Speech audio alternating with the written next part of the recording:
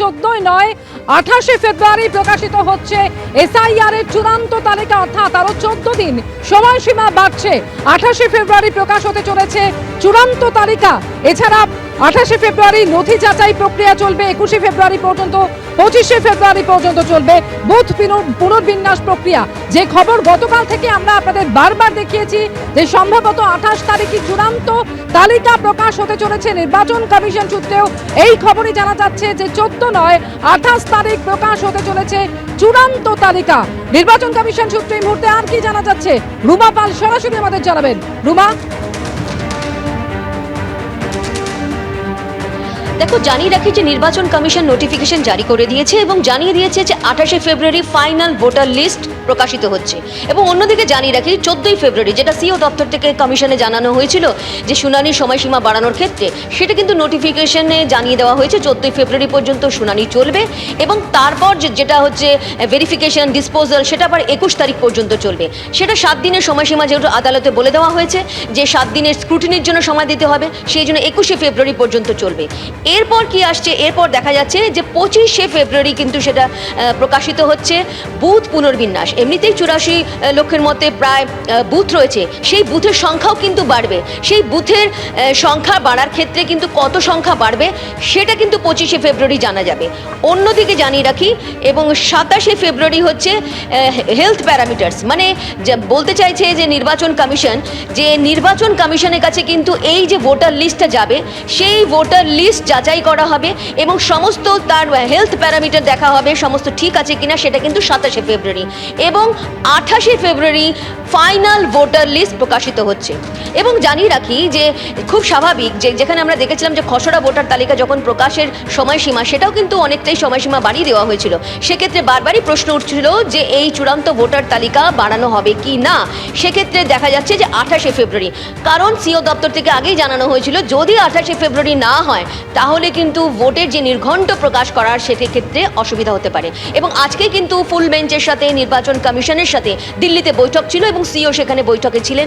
এখনো পর্যন্ত যা খবর যে ভোটের ক্ষেত্রে কত দফাতে এই হবে এই ভোট, এখনো পর্যন্ত সেটা নিয়ে আলোচনা হয়নি, এখনো কোনো ফাইনালাইজ হয়নি এমনটাই জানা যাচ্ছে।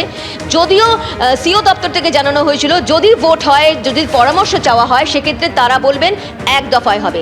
কিন্তু নির্বাচন কমিশন কি করবে, তারা এক দফায় করবেন না 3 দফায় করবেন, সেটা অবশ্যই তাদের উপর নির্ভর করছে, যেহেতু আজকে বৈঠক ছিল। এবং অন্যদিকে জানিয়ে রাখি 14 ফেব্রুয়ারি যেটা ফাইনাল ভোটার লিস্ট বেরোচ্ছে, তারপরের দিন 1 মার্চ এই রাজ্যে আসছেন এই রাজ্যের দায়িত্বপ্রাপ্ত senior deputy election commissioner Gyanesh Bharati সহ আরও একজন, এবং তারা কিন্তু বৈঠক করবেন এবং সমস্ত বুথ থেকে শুরু করে এসআইআর থেকে শুরু করে সমস্ত বিষয়টা কিন্তু তারা এই পুনর্বিবেচনা করবেন। অর্থাৎ বোঝা যেতে পারছে যে মার্চে কিন্তু একদম ভোটের যে ঘোষণা, সেটা তামামা বেজে গেল এবং এপ্রিলে ভোট তার আগেই জানিয়ে দেওয়া হয়েছিল একেবারে। অর্থাৎ রুমা, যেটা জানা যাচ্ছে নির্বাচন কমিশন সূত্রে, একদিকে 28 তারিখ যেমন চূড়ান্ত তালিকা প্রকাশ হতে চলেছে এবং তারপরই 1 তারিখ অর্থাৎ 1 মার্চ ডেপুটি ইলেকশন কমিশনার তিনি রাজ্যে আসছেন এবং নির্বাচন সংক্রান্ত যাবতীয় পর্যালোচনা এরপর শুরু হয়ে যাবে। সঙ্গে থাকো রুমা।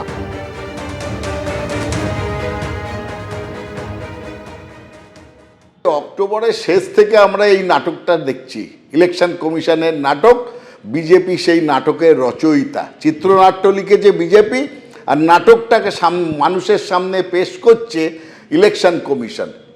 কতবার ডেট চেঞ্জ হয়েছে বলুন তো? নিজেরাই কতবার ডেট বারবার চেঞ্জ করেছে, নির্দেশনামা চেঞ্জ করেছেন, হোয়াটসঅ্যাপে নির্দেশ দিয়ে গেছেন একের পর এক। সারা মানুষ বিভ্রান্ত, তাদের অফিসাররা বিভ্রান্ত। কি না একটা চিত্রনাট্য বিজেপি লিখছে আর সেটাকে পেশ করছে ইলেকশন কমিশন। করতে করতে করতে করতে মানুষের হেনস্থা, মানুষকে চূড়ান্তভাবে হয়রানি, থাকবে নাম কি থাকবে না, এরকম অবস্থা স্বাধীন ভারতবর্ষে কেউ দেখেনি। সম্ভাবনার কথা আগেই জানা যাচ্ছিল এবং গতকাল থেকেও যেটা আমরা বারবারই দেখিয়েছি, এবিপি আনন্দ দেখিয়েছে যে সম্ভবত 28 তারিখ চূড়ান্ত তালিকা প্রকাশিত হতে চলেছে এবং নির্বাচন কমিশন সূত্রেও এই মুহূর্তে সেই খবরই জানা যাচ্ছে যে চূড়ান্ত তালিকা প্রকাশের দিন আরো 14 দিন সেই সময়সীমা পিছিয়ে গেল। কোনো প্ল্যানিং নেই, কিচ্ছু নেই। এখনো ওলা ড্রেন দেখতে পাবেন, মাছি উঠছে। এতেই তো উন্নয়ন। ন্যাশনাল প্রজেক্ট ওদের টাকা আছে, বাংলার জন্য আলাদা করে কোনো টাকা নেই। সবার সেটিং আছে, টিএমসি বিজেপি ও দুজনে মিলে যেটা ঠিক করবে সেটাই। নমস্কার। নির্বাচনের আগে দমদম বিধানসভা কেন্দ্র ঘুরে দেখতে এসেছি। আমিও ঘুরবো, আপনাদেরও ঘোরাবো, আর বোঝার চেষ্টা করব ভোটের হাওয়া ঠিক কোন দিকে ঘুরছে। ওভারঅল দারুণ কাজ হয়েছে। এই 10-এর মধ্যে আমি 1 নম্বর আমি দেবো না। আমাদের এত ডেভেলপমেন্ট হয়েছে, আমাদের কিন্তু কোনো অভিযোগই নেই। যেটা দরকার সেটা আমাদের পাইনি। যতটুকু চাহিদা তার থেকে বেশিই পাচ্ছি। অবশ্যই আমাদেরকে ভাবতে হবে, ভাবতে বাধ্য করাচ্ছে। দমদম বিধানসভা কেন্দ্র দমদম লোকসভা কেন্দ্রের অন্তর্গত। দমদমে মোট 3টি পুরসভা আছে: উত্তর দমদম পুরসভা, দক্ষিণ দমদম পুরসভা আর দমদম পুরসভা। এর মধ্যে দমদম পুরসভার মোট 22টি ওয়ার্ড আর দক্ষিণ দমদম পুরসভার 1 থেকে 17 নম্বর ওয়ার্ড নিয়ে দমদম বিধানসভা কেন্দ্র। গলিতে গলিতে ফ্ল্যাট হয়ে যাচ্ছে। আগে যে রাস্তা ছিল সেই পথে অনুযায়ী কিন্তু এখন এটা রাজপথ। রাস্তাঘাটে তো প্রচুর ক্লেম আছে। রাস্তা কোনো খানাখন্দ নেই, প্রচুর খারাপ অবস্থা। অল্প বৃষ্টিতে গোটা দক্ষিণ দমদম পৌরসভা অঞ্চল জুড়ে জলের তলায় চলে যায়। বৃষ্টির উইদিন 10 মিনিটসের মধ্যে জলটা কিন্তু পুরোপুরি নেমে যায়। হাঁটু পর্যন্ত জল থাকেই। একটা বড় সড়ো অ্যাক্সিডেন্টও হয়েছে। খুব একটা যে ভালো পরিস্থিতি ওরকম নয়। এখানে পরিষ্কার পরিচ্ছন্ন নিয়মিত করা হয় না। নিকাশি ক্ষেত্রে তো এখন আর জল জমে না। এখানে বর্ষাকালে আগে বন্যা হতো। গোটা সিস্টেমটা দাঁড়িয়ে আছে দুর্নীতির ওপরে, গোটা দলটা দাঁড়িয়ে আছে দুর্নীতির ওপরে। দু একটা জায়গায় খারাপ আছে, কোনো সন্দেহ নেই, কিন্তু তার টাকা এসে গেছে, পথশ্রী কাজ শুরু হয়ে গেছে। আমরা বহুবার অভিযোগ জানিয়েছি, কাউন্সিলর থেকে শুরু করে বিধায়ক, এমপি সবাইকে জানানো হয়েছে। বিগত 15 বছর ধরে সেই কোনো সুরাহা আমরা আজ পর্যন্ত পাইনি। প্রাপ্তবাবু শিক্ষামন্ত্রী তো, ওনার এই কনস্টিটুয়েন্সির মধ্যে এরকম অজস্র উদাহরণ আছে, প্রায় দুর্নীতির চূড়াতে বসে আছেন উনি। দুর্নীতি একটা রাজনৈতিক শব্দ। বিজেপিতে থাকলে যতক্ষণ বিরোধী দলে আছে সে দুর্নীতিগ্রস্ত। যে মুহূর্তে জামা পাল্টে বা জার্সি পাল্টে সে বিজেপিতে চলে যাচ্ছে, সে মুহূর্তে সাধু হয়ে যাচ্ছে। দলটা করেছে পয়সা তুলতে, ফ্ল্যাট করতে গিয়ে টাকা, পুরো নিয়োগ দুর্নীতিতে টাকা। এবারে ওরা তো টিকে আছে টিএমসি বিজেপি বাইনারির মধ্যে দিয়ে, এই বাইনারিটার অবসান হতে চলছে 26 সালের ভোটের মধ্যে দিয়ে। দমদম বিধানসভা কেন্দ্রের নির্বাচনী ইতিহাস বলছে 1951 সালে অর্থাৎ প্রথম নির্বাচনে দমদম বিধানসভা কেন্দ্রে জয়ী হয়েছিলেন জাতীয় কংগ্রেস প্রার্থী কানাইলাল দাস। মোট 10টি নির্বাচনে দমদম কেন্দ্রটি বামপন্থীদের হাতে গিয়েছিল। তারপর 2001-এ অরুণাভ ঘোষ প্রথমবার তৃণমূলকে এই কেন্দ্র থেকে জয়ের স্বাদ এনে দেন। 2011, 2016 এবং 2021 এই 3টি নির্বাচনে তৃণমূলের টিকিটে টানা ব্যাটিং করে দমদম বিধানসভায় ম্যান অব দ্য ম্যাচ হওয়ার হ্যাটট্রিক করে ফেলেছেন কিন্তু শ্রী ব্রাত্য বসু।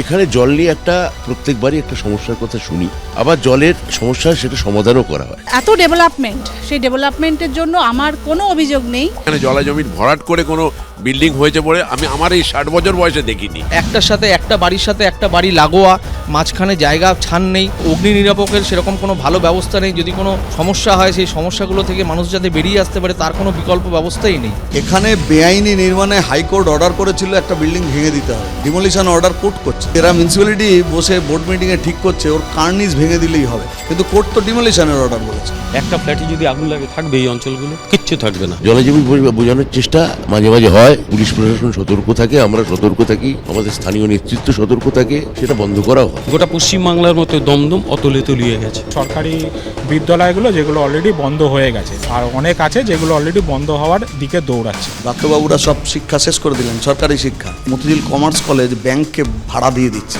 ছাত্রছাত্রী নেই, ভাড়া দিচ্ছে। এখানে পাশে যে আইএলএস হসপিটাল আছে, নার্সিংহোম আছে, সেখানে কোনো বেড নেই। সরকারি হাসপাতালগুলোর অবস্থা তো একদমই খারাপ, স্বাস্থ্য ব্যবস্থা খুবই খারাপ। লোকে তো এখন বলছে সবকটা চোর, সবকটা চোর। মানুষ তো এদের বিরুদ্ধে ব্যবস্থা নেবে। ওটা রাজত্বটা ক্রিমিনালদের হাতে বাত্যবাবুরা তুলে দিয়েছেন। 2026-এর নতুন কিছু ভাবনা আমরা অবশ্যই ভাবব। 100 দিনের টাকা দেয়নি, কাজের টাকা দেয়নি, এনার্জিএসের টাকা দেয়নি, আবাস যোজনার টাকা দেয়নি, সমস্ত টাকা আটকে রেখেছে। কেন্দ্রীয় বঞ্চনার অভিযোগ এরা তোলে কারণ নিজেদের অন্যায়গুলোকে লেজিটিমাইজ করতে।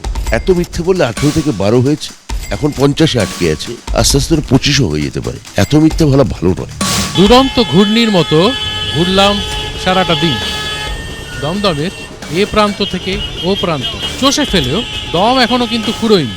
তবে সময় তো ফুরিয়ে গেছে। আজ এখানেই আমার সফর শেষ করতে হচ্ছে। আপনারা দেখতে থাকুন তারকার চোখে তারকা কেন্দ্র, চোখ রাখুন শুধুমাত্র এবিপি আনন্দ। এবিপি আনন্দ, এগিয়ে থাকে, এগিয়ে রাখে।